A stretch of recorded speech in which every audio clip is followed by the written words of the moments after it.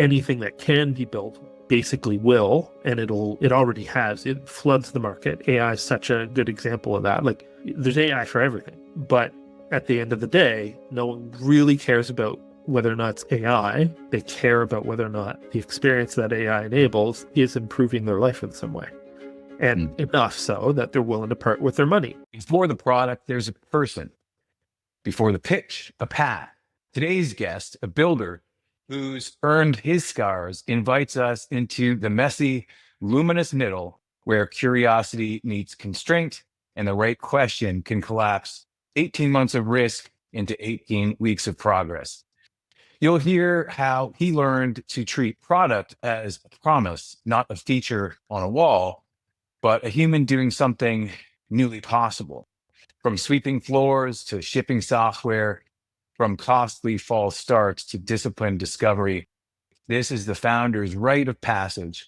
Less about certainty, more about becoming less wrong faster. Along the way, we'll map the leap from solo grit to team culture, from local ecosystem to global outcomes, and from AI as a buzzword to AI as leverage. Enter this conversation as you are, leave with a clearer compass, identify the unmet need, test it with humility, and build so others can become more. Let's dive in. All right, sir. All right, Matt Cooper. Matt Cooper is the Chief Executive Officer at Volta, one of Canada's largest innovation hubs dedicated to helping technology startups grow.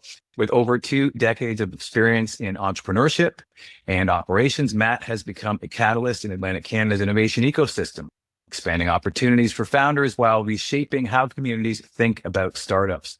At Volta, he leads with a focus on resilience and collaboration, emphasizing ecosystems that thrive through mentorship, resources, and shared growth rather than short-term goals. Before Volta, Matt had held leadership roles across multiple industries where he developed a reputation for aligning business foresight with ethical, sustainable practice. He is recognized both as strategist and builder, committed to reimagining entrepreneurship in a shared responsibility network in Halifax. And his work really reflects the DNA of Things mission, that is to explore how innovation, the human narrative, and systems thinking can shape a more connected and resilient future. Matt, it is my honor and pleasure to have you here on the DNA of Things, sir. Awesome. Thanks for having me. One of the things I left out in that intro, which clearly I cannot take credit for, I won't say it's ChatGPT. My favorite nowadays is Gemini, but it's Gemini based on our narrative and our initial conversation. But you're a product guy, right? If I know you well enough, and you know, one of your ventures the venture that you had when I was at Volta with Athletigen was Swept, I believe. And I remember just you were a legend, and literally our ships passed in the night. You were coming in as we were going out. And I was like, wow, that's a guy who's like really doing it. He not only has a product, but he has paying customers and he has a business that he's scaling. And then I actually like met people who were using your products. I was like, wow, this guy's the full picture. So, you know, I'd really love to learn more about, you know, the human, even potentially before Swept and some of the other initiatives that you had been working on. You know, what brought you to Volta, and you know, what's the vision here that we're working to make reality? Cool. So I'll try and keep it, you know, somewhat engaging, but the long story, like you said, is over a couple decades, right? So just over 25 years that I've been doing this. My first company was right out of high school. I had an option to go, you know, start a business that I was excited about, working on developing software, or jump into university where wasn't as alluring. I had something that I was really excited about and entrepreneurial, you know, through most of my life. So that's what angle I went. And I think prior to Swept, I'd say the distillation of that is a lot more mistakes than successes. Lots of, you know, but at the time that I was learning how to build product, like I learned pretty quickly that I was good at software, chatting with people, you know, trying to make complex ideas somewhat simple for people to try and understand and use. And then realized I was better at the human-to-human side and more interested in that than kind of writing code. And at the time, you needed to kind of commit multiple years of your life to learn those disciplines, and was just pulled in this direction to work with people. And that's where, I learned most of my cut my teeth on product, and learn all the ways not to build product. So tons of really, it was the context was Department of Defense. It was a multi-year contract. We had just over 20 people working on this project for a few years. And so I learned, kind of just got dropped right into the heat of things of learning to, not having to know how to learn to hire, learn to fire, management, all of these things in my early 20s, really not having done any of them. Pretty formative. And, if I fast forward to that winding down, and then working with a number of startups prior to being at Swept, it was really just kind of the intersection between technology and challenges and like business context, right? But most of it's been in the early stages of that 0 to 1 phase where you're trying to get things off the ground, and just had really complementary skills to my co-founder, Michael Brown. And he was able to basically sell anything to anyone. And we kind of zeroed in on scratching our own itch first. We started a service company that started as a home cleaning company because we'd seen Google invest close to $40 million into a home cleaning company. And we're crazy enough to think that we might be able to replicate that sort of thing in East Coast of Canada. And that kind of quickly turned our abilities to kind of drive interest and traffic to a website was kind of my background, and then build a product out of that gave us a pretty good crash course on how to, at the time, was how to run and optimize a cleaning company that for most of the time leading up to when we did it was very non-technical, right? So it was the key thing that kind of piqued both of our interest was the insight was that this company that's since shut down, the company's called Homejoy. When they started, over 50% of the customers had never bought the product before. And so their default was like jump right into search. And we knew how to kind of attract people through that digital journey and convert them into customers. So we had customers before we had cleaners. And that was kind of the catalyst of like, okay, cool, we got something here. Let's start iterating. And the following couple of years was just solving problems that happen when you have, really dynamic schedules and disconnects because it's human communication with like lots of asynchronous dynamics. So people working in the evening, you're working offline, and so a lot of communication problems was where we laid the groundwork for having a pretty testable hypothesis around whether or not there's an appetite in the industry for solving a communication problem. So when we kind of crossed paths, it was at a point where we had pivoted from a service company into a tech company, and that was basically selling what we had figured out ourselves to the industry that we were in prior to it. So it was a really kind of like battle tested 2 years of doing like in-depth customer discovery, basically, and product discovery about like what those key things, what the key challenges were. And I draw on that all the time. Most of the stories that I tell are about how, in spite of having all of those things in the positive, we still shipped the wrong thing right out of the gates, and we still, made countless mistakes. And I think that's kind of what is so exciting about the startup context is if you do love learning, there's just no better place, right? Like it's such a pressure cooker. And that was kind of the formative years of getting connected to our community and learning about the other, people that were crazy enough to go down these types of roads.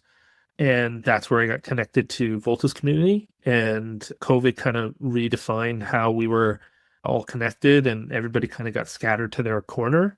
And I kept hearing a similar kind of repeating challenge that founders were running into, which was just that they had been through all the educational cohorts, they had been through the training, they had watched tons of it, and they really still needed help with the application of it. And so I approached our previous CEO and just said, I wanted to share this with you because if I were in your role, I would definitely want to know it. And she kind of had that idea for me to come on board and start iterating on what support was post Volta being more about, a community centric spot for founders to hang out. we had a couple hundred people there, so community was pretty organic. And when people stopped coming to the building, we had to kind of rejig on what our value offer was to the community and try and rebuild it in a way that wasn't trying to replicate what we had, but stay true to what the new challenges were that people are struggling with post-pandemic. So that's been iterating, and we're on kind of year 4 now. And a lot of it is really about, it's still grounded in a lot of first principles and a lot of product principles, right? Like we treated Volta like a product. Our customers are the founders. We want to understand what their problems are. And we've been iterating and we'll continue to stay close to that problem so that we remain relevant. And the last, 18 months has been, any indication of the next 18 months is going to be ripe with opportunity and challenges. So excited to keep going. I love I when I hear people say a word and I know it means something more to them than perhaps to other people who might use it. So what I mean in this instance is product, and I'll give you 2 examples. So my wife tells me the story that her daughter bought these running shoes from, I don't know, let's call it Foot Locker, and they fell apart and they weren't a high value product, or they weren't let's say a durable product. And for first generation Canadian, heavy accent Ukrainian father brings her young sister into the store who's adamant about returning these shoes, and he asks the poor teenager who's working there, is this your product? Right? Like I want to return this. Like, how could you sell this product? Is this your product? Of course, like my wife's sister is just like so embarrassed, doesn't want to be there, wish that she didn't complain. But anyway, the point is, here's a thing, and I expected like a physical product to work a certain way. Like, well, in the case of the shoes, not say product, it's something else. It reminds me of something that I read. John Berardi, he's a friend of mine, entrepreneur, started Precision Nutrition, and it was an nutrition education company that ended up selling for 200 million plus, and it was because I think he did a really good job of answering this question that he actually wrote in a book that he later published, and it's like an image, right, where it's like your product, it's like what I think my product is, right, and it's like a picture of Super Mario Brother, and it's like the mushroom. It's like, that's what I think, like I'm selling that, and so that's what I think my product is, but actually the product is Super Mario doing awesome things. So it's like my customer doing awesome things. And that's like, when I hear you say product, I hear hints of that into it. It's like, no, there's like this deep anthropology study that Matt is somehow doing that I want to understand. And that was like my motivation for interviewing you. And then I hear you talk about the product at Volta and the entrepreneurs and the customers. And so can we riff on that a little bit? Just to understand how you approach product, how you think about product, and maybe even if they're available. I know it's new, some of the early results that you're seeing in founders. For sure. I think the term first principles gets thrown around a lot, so I'll try and be clear about the way I use it. Is I think about these kind of fundamental truths that people, regardless of whether or not they understand them, they're still in play. And one of those things is that a product is a mechanism to hopefully deliver value to someone. Whether or not you do is really the experience then and the progress that they make, right? And that's really at the foundation of it. Any mechanism that allows to do that could be referred to as a product, as far as I'm concerned. So an experience, and I think that at the basis when I talk about Volta as a product, we're here not to just kind of run events or run a program. There's a very specific person we're trying to help. There's a mindset that's kind of attached to that, because not everyone can be a founder in just persevering through most of the challenges that run are just vastly more disproportionately high to people that are trying to take big swings, right? So the probability of trying to, a good stat is companies that get to $1 million recurring revenue is, it's like 4% of all startups. And there's hundreds of thousands of startups started every year. And it gives you a reference point for how hard it is just to kind of establish the groundwork for having an opportunity to build on top of that, right? Even if you hit that $1 million of recurring revenue, you're nowhere close to out of the woods. And so it's just this long-term commitment that's hard to appreciate until you've gone through it. I've had the benefit of doing that a couple times, and it's really about the journey that we're going on is really the context for what we're trying to help them with, right? So the product has continued to change because their needs have continued to change. But at the end of the day, is you're trying to help them achieve some sense of progress that they're not satisfied with currently, right? And we're helping them try to understand what that progress is and how they are addressing an unmet need in the market. We're doing the same thing, right? So an unmet need, another way I like trying to think about whether or not hear people talk about problems quite a bit, focus on the problem. A problem in and of itself isn't necessarily the best definition. It's the unmet need portion of that problem that you have a chance of value to. And so there's a number of different frameworks that I leverage all the time that I've read over the last 20 years, one of which Dan Olson gave me, so product playbook. And it really it's like a very clear way of articulating what an unmet need is. And it's, you're trying to achieve an outcome, and you would classify, you would rank that as like a 10 out of 10 important. If you could look at all the different things that outcomes that you're trying to have happen, you'd rank it a 10 out of 10. But simultaneously, you have to rank your satisfaction level with the current options, right? So if you can solve that problem, or it's sufficiently solved, the chances that you can add value or there's a gap between those two numbers ultimately comes your opportunity. And so there's lots of different dimensions you can go in on to figure that out. But at the end of the day, if you don't have that gap, it's incredibly hard to really kind of iterate on anything that turns into a product that's valuable enough that hopefully you can build a viable business around. So it's the same thing for us.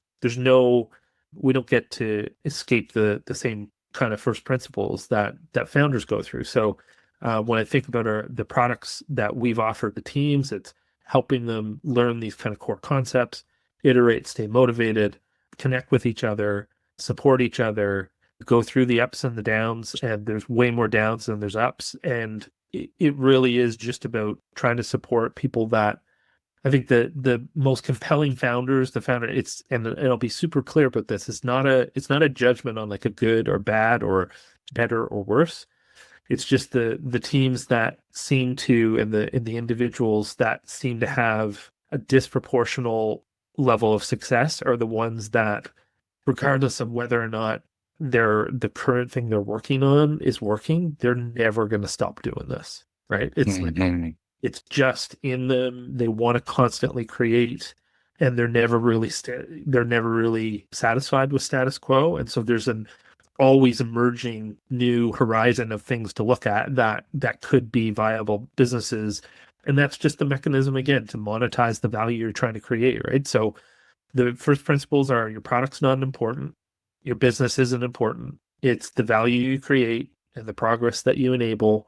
And if you stay close to that stuff, you have a shot at really testing enough things to figure out whether or not business is viable around it. Mm-hmm. Yeah. I hear all of that, and I just wish you were there when I was there. and now I want to add in the layers of complexity that I'm sure you know all too well, is once you start to raise capital, or you're pulled into a leadership position that you're not qualified for. And now all of a sudden, you are thinking about hopefully you're doing all of those things to focus on the first principles, right? That is to better quantify the value that you might bring to the market. But that wasn't my experience. I think I over-indexed on the wrong things at the wrong time, right? So, I think maybe we can talk a little bit about how much this has changed, because the go-to-market now is, let's say, there's less of a barrier. I think the example that I gave to you is like entering into the DNA space at the time. 10 years ago, it was 18 months and $10 million. Well, now I could probably do that. I know I can do that in 18 weeks and under 200K. And by the way, I wouldn't even build anything unless I went through these series of conversations first to test some of the assumptions in the first place. And I guess sometimes I would say in my instance, and I don't think I'm alone, but sometimes the cart gets ahead of the horse, or sometimes the landscape changes because there's new data that you didn't know when you started. And so there is this, kind of versatility, agility that, you want to prepare the founder for. And then I guess maybe my question is how do you scale that agility and versatility to the team as it grows from 1 to 2 to 3? And, I guess culture is kind of one of the things that I'm pointing to. And where does that fit into the scale of the market? Like, so you're like, okay, I've got that signal. I've got a really good chance of being in that 4%, that 1 million ARR. But now I'm going to need more people. Am I going to need more people? Well, that's an assumption I'm making now. If so, yes. Like, how do I have the leadership skills to do that? Are there technical skills that I could probably do, like, finance and accounting, et cetera, that maybe I shouldn't do and that I could outsource? How do you see any of that, or like at what stages are the companies in that, and do these human problems ever come up? Yeah, of course. So first thing I'd say is yes, I learned about how not to do them first. Right. Well, it's like Okay. everything that you said. Yeah. I went through the exact same thing. If I hadn't, it wouldn't be an insight, right? Like Well, right. the unfortunate part of most of going through, the ups and downs, are the downs are painful, but they're basically your anchor points to learning, right? Like, it's when things are going well, I don't know if a ton of learning's happening, right? Because there's that bias validation that you're doing the right things. But in actual fact, it's like, again, I'm pretty analytical in the way that my head's wired. So the scientific method has always appealed to me as a way of trying to combat those cognitive biases that most entrepreneurs have. And you kind of have to, right? You have to juggle these really weird conflicting ideas, because you have to be bold enough and kind of a little bit crazy enough to think it's going to work, in spite of having like this obscene amount of evidence that it might not, or it isn't, Mm, and still want to go through that. So I think I'd answer first by saying, like, most of where my perspectives are now are earned through just so much longer a list of failures than successes. And then it's, even in spite of that, it's still hard to practice it day to day, right? Like, you can understand it theoretically, you can even have the experience of going through it, but sometimes people just want to build, right? And like, there's mm, this really, I know I would definitely consider myself one of those. Like, I'm a builder first, I'm an inventor. I want I see those ideas, or I see the problems, and I think in solutions. And some of these new tools have allowed what, when I was early in my career, would have, as you described, teams of people, is now like hours away, and no levels of abstraction. It's just like, I have an idea, I can sit in front of these tools now. It will help me think through them critically. It will help me build these prototypes. And so the risk of getting it wrong is like so drastically lower that it's even challenged some of these kind of preconceptions about how to do it. Like, it was so expensive to fail in the past that if you were not like incredibly close to the customer and you weren't iterating with that feedback really, really well, it became an existential issue almost always, right? Whereas now, I think to answer your second part of your question is the, I think of it as like, it is just kind of like evaluating and reevaluating a few different areas of risk.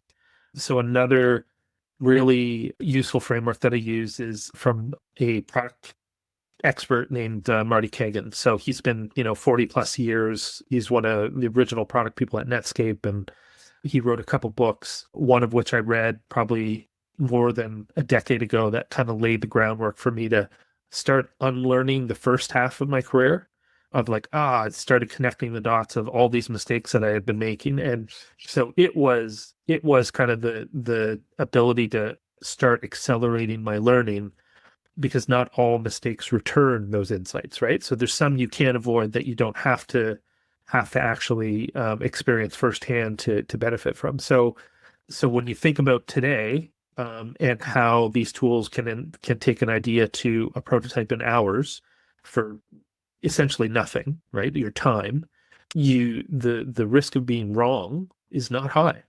So it's when the bet starts increasing, right? And the resources that are required starts increasing that you as the entrepreneur have to start trying to evaluate like, well, what's the tolerable line that I'm willing to bear if this is proven wrong? And then you have to try to figure out different techniques of combating those cognitive biases to say like, is this a blind spot, or is this just my enthusiasm versus is there real data here, and so on and so forth. So that the tools that I think are really helpful is evaluating not whether or not you're right or wrong. Assume you're wrong, how wrong, and what's the risk of being wrong, what's the cost of being wrong, and where that's tolerable, cool, go. Like, just because you're going to figure out whether or not you uncover it before or after you go down the road, it's there with or without your knowledge, right? Like, it's when I look back at one of the first things we did with Sweat, that I remember, we had mitigated all the risks that we had kind of pre-sold our product. Well, we had pre-sold our product. So we were in the middle of an accelerator. We had like 6 weeks. We had pivoted from a service company to a software company and basically reset all our numbers. I think we were doing like probably about 30,000 a month when we got into it as a service company. We had to repivot, and now we're basically back to zero. And we had 6 weeks to prove to investors that we were worth investing. At the time, it was $250,000 investment. And that was kind of our next tranche of money to continue down the path.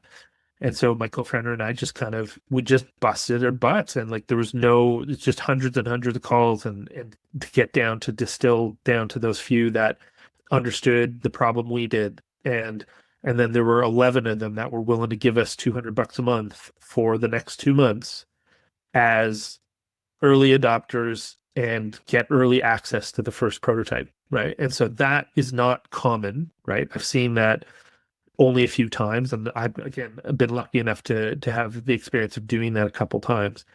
And in spite of getting 11 people to pay us $200 a month, when we shipped the first version, it still failed. And it failed because of risk that was there before we started down the path.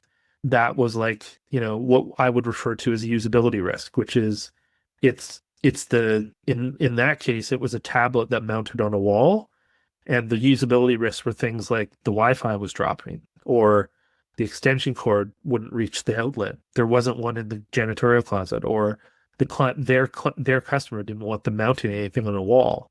And none of that, you don't get to learn about that until you interface with the market, right? So even though we had sold these entrepreneurs that were running these theme companies on the first problem, which was a communication breakdown, it didn't mean that product was going to be successful inherently.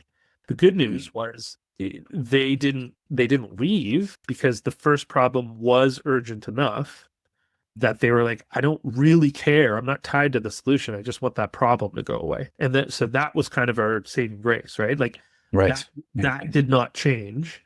And so we got the opportunity to kind of keep building and iterating, and then it went on, and they're still growing today. So the point again is, it comes back to that first principle, is like, if the problem's urgent, how you solve it should continue to change.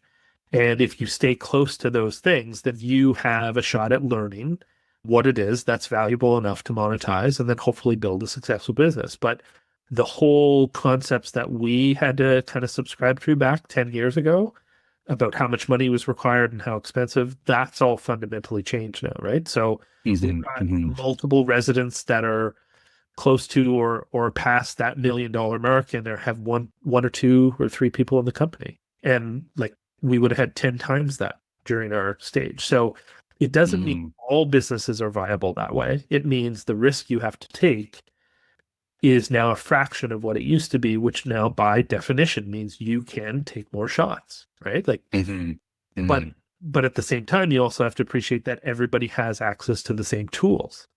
So it means that anything that can be built basically will, and it already has. It floods the market. AI is such a good example of that. Like, there's AI for everything.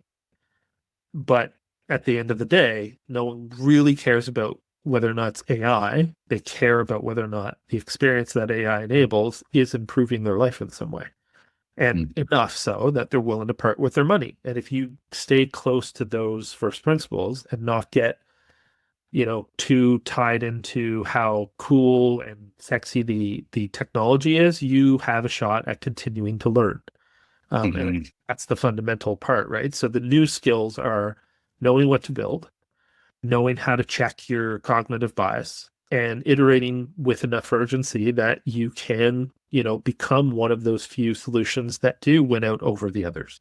And I think today that is more option. There's more option to do that than there ever has been before. And a lot of economics that are getting, like, software as an industry, the economics of it are getting challenged, right? So you see larger companies that would have been, very routinely selling seats to their software are now selling an outcome. Like Salesforce now, they charge X dollars per resolution. And like that's a brand new concept, right? So these are the sorts of things that, like, no one has any rule books for them because they haven't been written yet.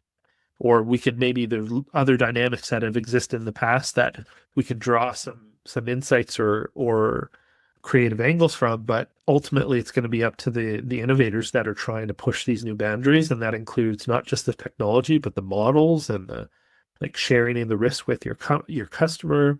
I think brand and customer experience and user experience are going to become predominantly more valuable because you'll have basically any option. And so how will you distinguish yourself? You'll have to know how to deliver an experience better than others.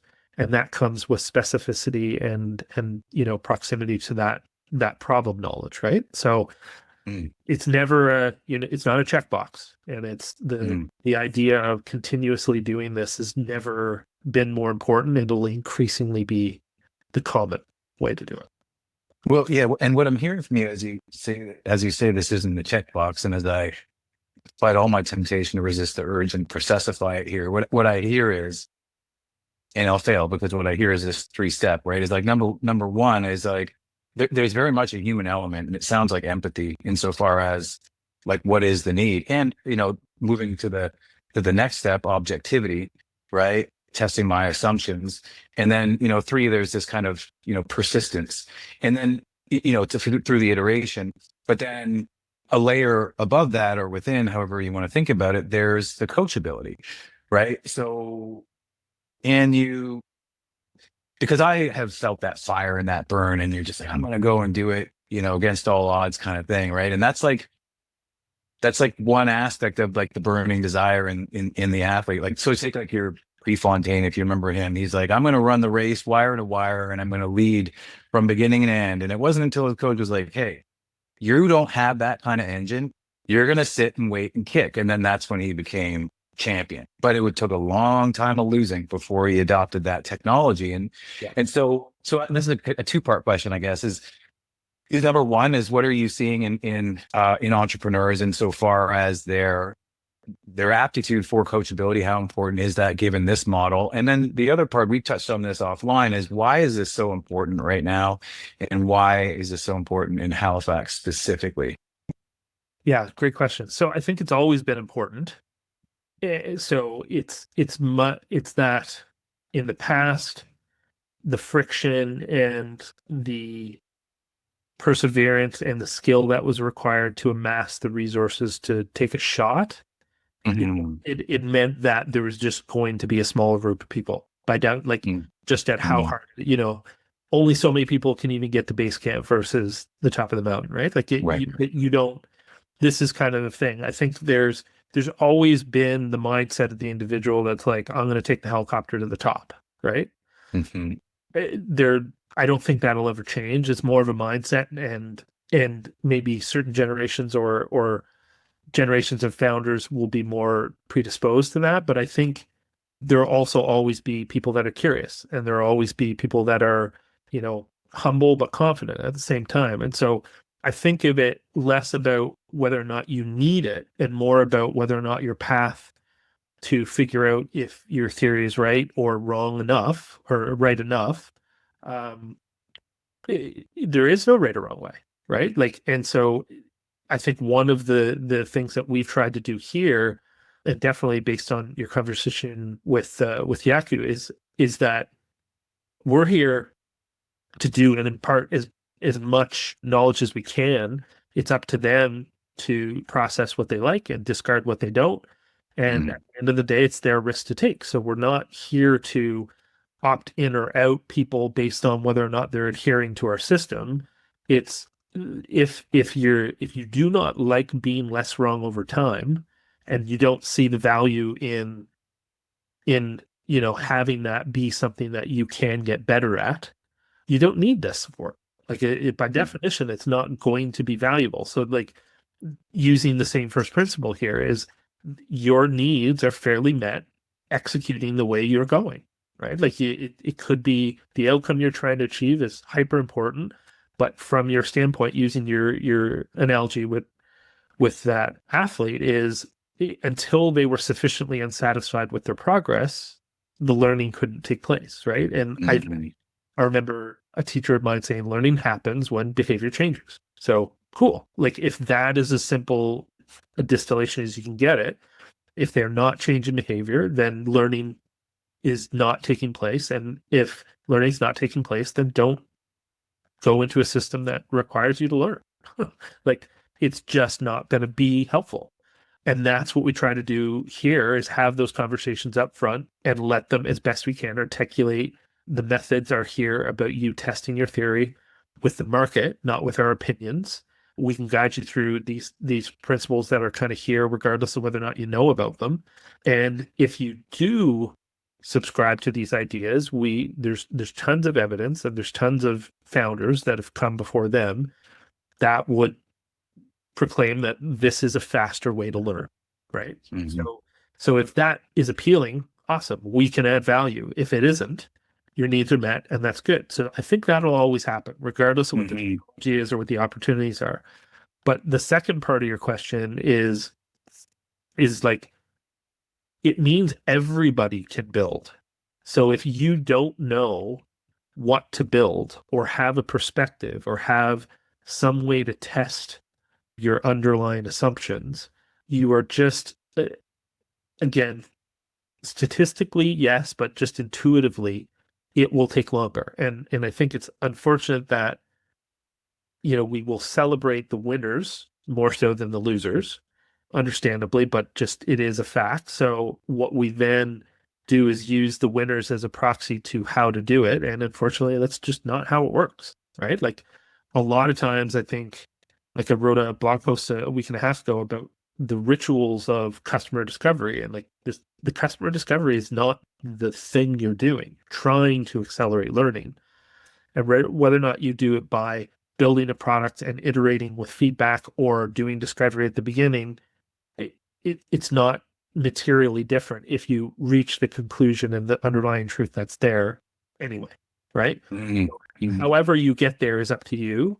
We just know a way to teach it in being less wrong over time. So that's kind of the way, because again, we have to at some point have a perspective on this and be able to not try to appeal to everybody. So I think the next generation of founders will always be hungry because it's too hard.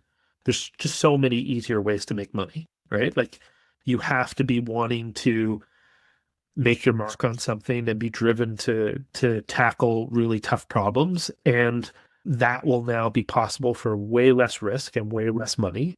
And it also opens up a bunch of really viable ways to add value to extremely small markets. So instead of thinking of like it's the all or nothing, or I have to hitch my wagon to the VC economics, there are increasingly more options to appeal to much, much smaller markets that will never be billion-dollar companies, but are mm, clearly unmet needs in the market that can be monetized, but won't offer the upside that most of the economics of VC is about.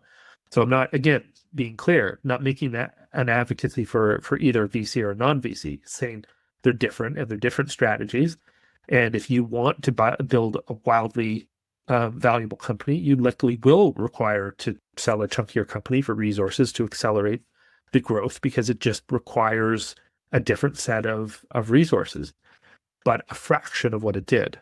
And you compare mm, the the research that Stripe put out, the average number of employees for a company that got to the $1 billion in revenue was 900, and these AI enabled are less than 50. Wow. Yeah. So like, yeah, I heard about another one on a podcast a couple weeks ago, Mercor. Never heard of them before. It's because they didn't exist 17 months ago, and they reached $500 million in 17 months. So it's like all these numbers are getting rewritten. The individual's never done it before. He's in his early 20s, but like completely objectively has clearly found an unmet need. So this is just, it doesn't require you necessarily to be an experienced founder to find these things, because that is proof of it. Now, will there be tons of these companies?